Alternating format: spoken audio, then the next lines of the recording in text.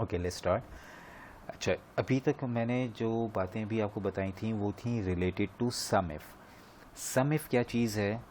सम if में आपके पास एक कंप्लीट डाटा में से किसी एक स्पेसिफिक क्राइटेरिया के ऊपर आपको सम करने के लिए हम लोगों ने यूज़ किया था सम इफ़, ठीक है। जिसके अंदर मैंने ये बोला था कि आपके पास फ़हद की सेल्स का सम आ गया, ज़ीशान की सेल्स का सम आ गया, एलसीडी का सम आ गया, जौहर का आ गया, लेकिन फ़हद की एलसीडी वाली सेल्स या फ़हद की जौहर वाली सेल्स का सम अभी मेरे पास नहीं है, और वो इस फंक्शन से आ भी नहीं सकता क्योंकि ये फंक्शन एक क्राइटेरिया के लिए डिज़ाइन हुआ हुआ है।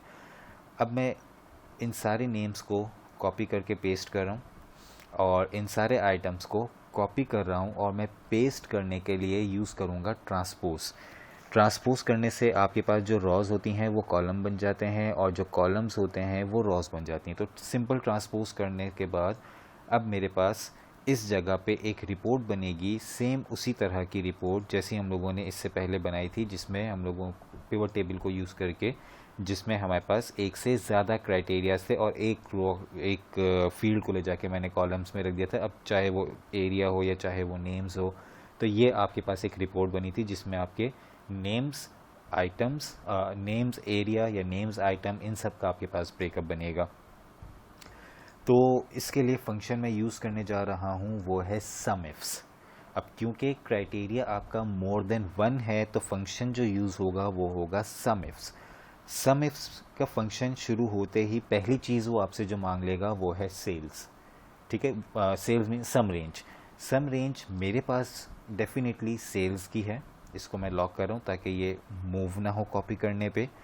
सम रेंज मैंने इसको ये बता दी कि इस रेंज का सम करना है, ये बात तो क्लियर है कि हमें सेल्स का सम करना है। कॉमा, अगली चीज़ वो आपसे पूछ रहा है criteria range one. Criteria range one, और फिर उसके बाद वो आपसे पूछ रहा है क्राइटेरिया वन। तो जब हम बात करेंगे क्राइटेरिया रेंज वन के बारे में, तो क्राइटेरिया रेंज वन मीन्स कि पहला जो क्राइटेरिया आपका होने वाला है वो कहाँ से फाइंड करना है। अब मुझे, मेरी रिक्वायरमेंट क्या है, मुझे फ़हद की एलसीडी की सेल्स का सम चाहिए। अब फ़हद एक क्राइटेरिया हो गया, एलसीडी दूसरा क्राइटेरिया हो गया। तो वन फर्स्ट क्राइटेरिया की रेंज क्या है? फर्स्ट क्राइटेरिया की रेंज है मेरे पास ऑल नेम्स, इस रेंज को मैं लॉक कर रहा हूँ। उसके बाद फिर वो पूछेगा क्या है क्राइटेरिया, मैं बोलूँगा फ़हद। उसके बाद कॉमा, फिर उसके बाद वो सेकंड क्राइटेरिया रेंज पूछेगा एलसीडी, यानी कि आइटम्स हैं सारे, तो मैं यहाँ से सेलेक्ट कर लूँगा ऑल आइटम्स, लॉक कर दिया रेंज को, कॉमा, क्या है criteria LCD, bracket close enter. ये आपके पास आ गई फ़हद की एलसीडी की सेल्स। कंफर्मेशन के लिए मैं फ़हद की यहाँ से भी निकाल के देख सकता हूँ सेल्स की फिगर। फ़हद की एलसीडी की सेल्स है 38,277। सेम वही फिगर मेरे पास, वही अमाउंट मेरे पास यहाँ पे भी आ रही है। नाउ अब ठीक है, फॉर्मूला ऐसे ही होगा, आगे चलते हैं। मैं भी इसको नीचे नहीं कॉपी कर रहा, मैं इसको आगे नहीं कॉपी कर रहा, इसको यहीं तक छोड़ते हैं और आगे चलते हैं। अच्छा, अगली रिपोर्ट ये है कि मेरे पास नेम्स के साथ एरियाज़ हों, उसका ब्रेकअप। तो नेम्स और एरियाज़ को लेके अगेन इसको मैं ट्रांसपोज कर रहा हूँ।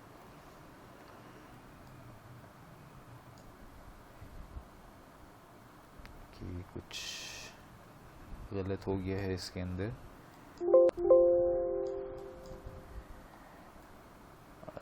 अगेन मैं नेम्स को पेस्ट और एरियाज़ को कॉपी करने के बाद ट्रांसपोज करवा रहा हूँ, राइट। अब मैं यहाँ पे ब्रेकअप निकालूंगा each cell person with specific area. Function क्या यूज़ होगा? अगेन वही सम इफ्स का फॉर्मूला यूज़ होगा। सम इफ्स, पहली चीज़ है सम रेंज, अगेन सम करना है मुझे सेल्स का, कॉमा, पहला क्राइटेरिया मुझे कहाँ से फाइंड आउट करना है?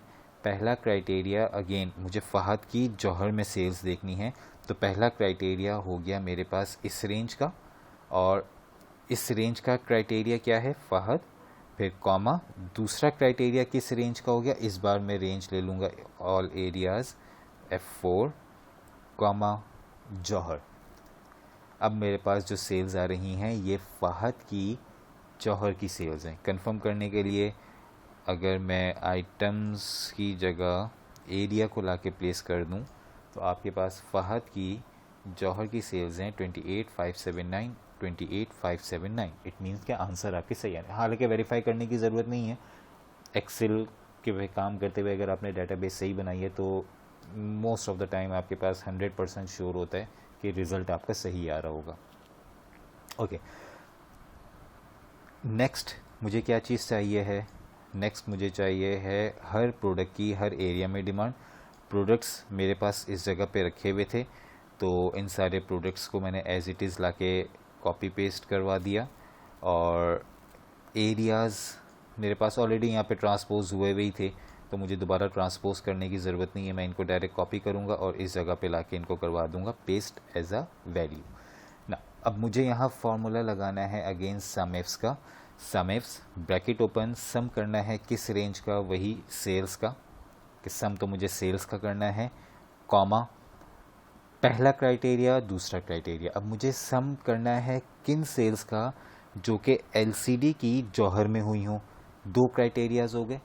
पहला क्राइटेरिया मुझे कहाँ मिलेगा? वो है आइटम, तो इधर से मैं सेलेक्ट कर लूँगा ऑल आइटम्स, इस रेंज को लॉक करवा दिया, कॉमा एलसीडी, कॉमा दूसरा क्राइटेरिया मुझे कहाँ मिलेगा? एरियाज़ के अंदर, तो ऊपर से सेलेक्ट कर लिया टोटल ऑल एरियाज़, F4 करके लॉक कर दिया। और क्या है क्राइटेरिया? वो है जौहर, यानी कि मुझे सम करना है उन सेल्स का जो कि पहले यहाँ से मैच करो, जहाँ लिखा हुआ हो एलसीडी और साथ में एरिया लिखा हुआ हो गुलशन। तो इन दो क्राइटेरियाज़ के मैच होने पे जो सामने तीसरी वैल्यू आ रही होगी उसको ऐड करना है। तो ये आपके पास आ गया, जौहर में एलसीडी की सेल्स थी 31,865। वेरिफिकेशन के लिए मैं अगेन पिवट टेबल को इस्तेमाल कर रहा हूँ। एलसीडी की सेल्स जौहर में 31,865। ये बात क्लियर है? अच्छा, अब मेरे पास वैल्यूज़ आ गई, मुझे पता है कि फॉर्मूला सही अप्लाई हुआ है जब भी मेरे पास सही रिजल्ट्स आ रहे हैं। लेकिन मसला हमारे पास तब आता है जब मैं इस फॉर्मूले को कॉपी करूं डाउनवर्ड या मैं इसको कॉपी करूं राइट पे। अब ये इशू, ये मसला, ये किस वजह से आया है? इसका रीज़न ये है कि रेंज को लॉक करवाने में कुछ ऐसे मसले थे जिसकी वजह से ये इशू आया। अब ये रेंज टोटल सेल्स की, ये रेंज ऑल नेम्स की, ये रेंज ऑल आइटम्स की, ये F4 करके मैंने ऑलरेडी लॉक करवा दी। मेरे पास बचे सिर्फ दो सेल्स I13 और J12। I13 में क्या लिखा हुआ है? पर्सन का नाम, और J12 में लिखा हुआ है LCD। ओके, अब इस पॉइंट को ज़रा गौर से समझना है कि अब मुझे ये फार्मूला कॉपी करना है नीचे भी और आगे भी। अच्छा, अब फार्मूला नीचे कॉपी करने के बारे में पहले हम बात करते हैं कि फार्मूला अगर मैं नीचे कॉपी करवा रहा हूँ तो मेरे पास डेफिनेटली वो रेंज आपकी चेंज होगी। अब जब वो रेंज आपकी चेंज होगी तो फार्मूला नीचे कॉपी हो रहा है, तो ये जो सेल है ये आपका 1 बाय 1 नीचे मूव करेगा। ठीक है, देख लेते हैं। ये LCD पे आ गया, LCD वाला सेल 0 पे आ गया, एंड सो ऑन। मैं जितना आगे तक कॉपी करता रहूँगा ये जो सेल मेरा है ये साथ साथ मूव होता रहेगा। तो पहली चीज़ तो मुझे ये पता चल गई कि भाई मुझे इस सेल को नीचे नहीं आने देना। ठीक है, अभी मैं बात करूँ सिर्फ इस सेल के बारे में। मुझे ये मालूम है कि इस सेल को नीचे नहीं आने देना, तो इसका मतलब है मैं लॉक करवा दूँ।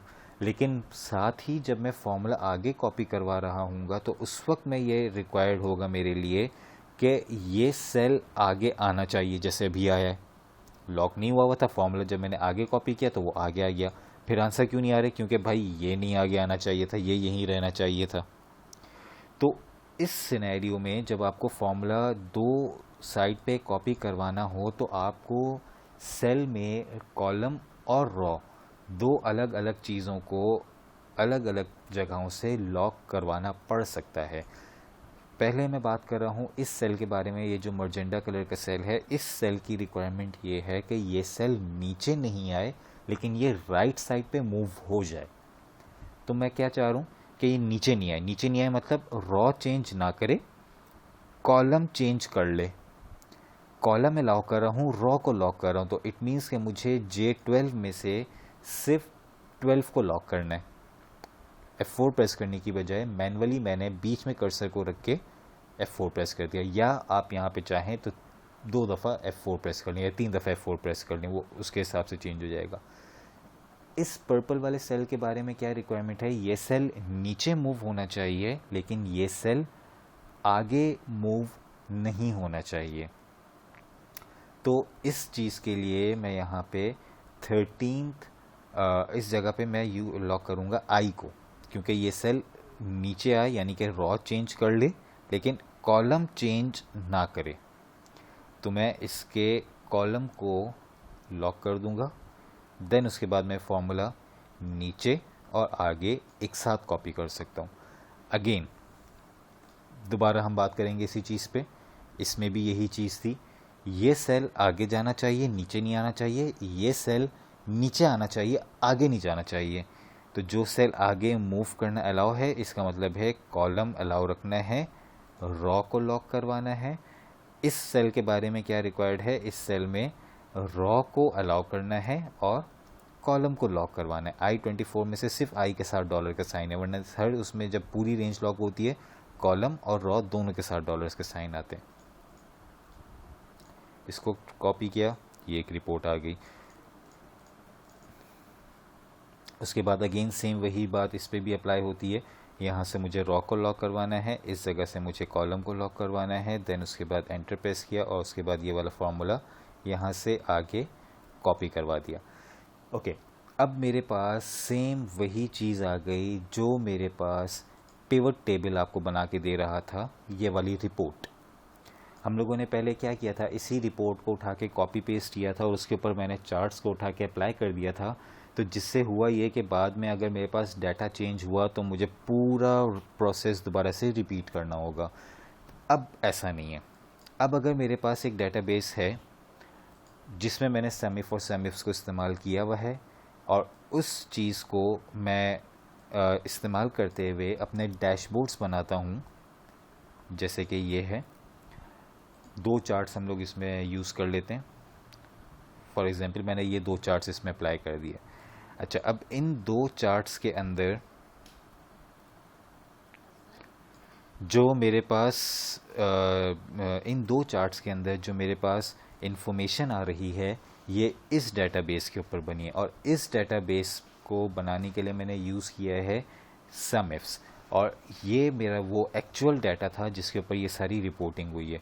नाउ यहाँ पे फंक्शन लगा हुआ है और इस जगह पे इनकेस अगर मेरे पास बाद में वैल्यू चेंज होती है, फॉर एग्जांपल मैं इस वक्त आप ओके एक चीज़ पॉइंट, ये जो चीज़ मेरे पास यहाँ पे आ गई है ये गलत है। ये क्यों आ गई है, क्योंकि इसमें एक ये और ये नहीं होना चाहिए था। एक्स एक्सिस और वाई एक्सिस की जो वैल्यूज़ हैं वो इक्वल होनी चाहिए, तभी आपके पास एक प्रॉपर और एक ईजी टू अंडरस्टैंड चार्ट आपके पास अप्लाई हो सकता है। नाउ अब मैं बात कर रहा हूँ कि अगर मेरे पास ये सेल पर्सन है, फॉर एग्ज़ाम्पल अरसलान की जो सेल्स मेरे पास इस वक्त आ रही है वो 68,806 है। अब इस वक्त अरसलान का नेम यहाँ मेरे पास है, मैं टोटल अरसलान के बारे में, सेल्स के बारे में बात कर रहा हूँ। इनकेस अगर ये 11,000 की जगह ये 1,11,000 होता तो एंटर प्रेस करने पे अरसलान की जो सेल्स हैं, इसका जो चार्ट है ये वाला बार, ये आपका ऑटोमेटिकली ऊपर चला जाएगा। तो जो चीज़ हम लोगों ने पिवट टेबल से बनाई वो, और जो चीज़ हम लोगों ने सम इफ्स को यूज़ करते हुए बनाई वो, ये दोनों चीज़ें आपकी सेम हैं, लेकिन एक इजी टू यूज़ है, यूज़र फ्रेंडली है, एक आपका फंक्शन है, थोड़ा सा कॉम्प्लिकेटेड काम है, लेकिन एक दफ़ा अगर आपने ये काम कर लिया तो नेक्स्ट टाइम आपको दोबारा बार बार ये काम करने की ज़रूरत नहीं पड़ेगी। आप एक दफ़ा फ़ाइल को बना के इसको सेव कर दो जिस डेट पे आपने ये फ़ाइल बनाई है, नेक्स्ट टाइम से आप दोबारा फ़ाइल की कॉपी बना लो।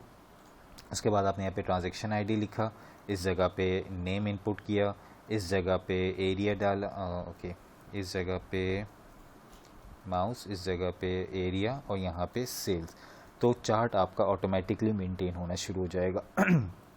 इसके अलावा अभी फ़िलहाल मैं इसको कर रहा हूँ अंडू। इसके अलावा जो जो चीज़ें हम लोगों ने इससे पहले डिस्कस की थी, चार्ट्स में डिज़ाइंस होते हैं, फॉर्मेट होते हैं, कलर्स होते हैं, तो वो जितनी भी चीज़ें हैं वो सब की सब यहाँ पे दोबारा से अप्लाई हो जाएंगी। चार्ट आपका पूरा एक डैशबोर्ड बन जाएगा, और वो थोड़ा सा डायनेमिक चार्ट होगा जिसके अंदर आप चीज़ों को कस्टमाइज़ तरीके से देख भी सकेंगे, और वो आपके डेटाबेस के साथ साथ जो कुछ आपने काम किया होगा उसके साथ साथ चेंज होता रहेगा। इसके अलावा अगर किसी को कोई सवाल हो तो वो आप लोग नीचे कमेंट्स में मुझे बता सकते हैं।